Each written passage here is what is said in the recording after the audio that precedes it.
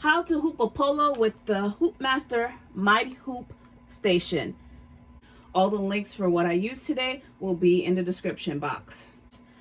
It comes with the 5.5 inch Mighty Hoop.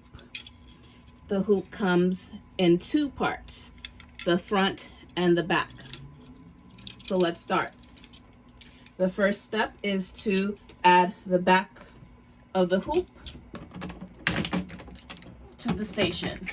It holds it into place. The next thing you need is stabilizer. So you add the stabilizer to the magnets that's here.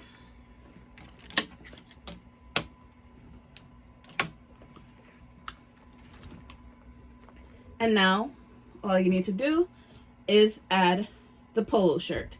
One thing you should know is that there are numbers and letters on the hooping station, and that helps you to line up the polo on to the station.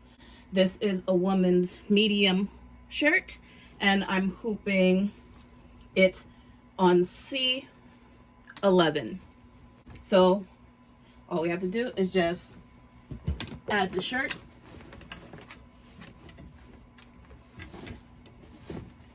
make sure that the buttons line up on the center,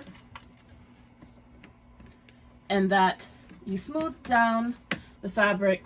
Then you take the top of the hoop, make sure it says pacemakers on the top, then you put them in these little grooves of this holder and you press down, and just like that, it's ready to be taken to your embroidery machine.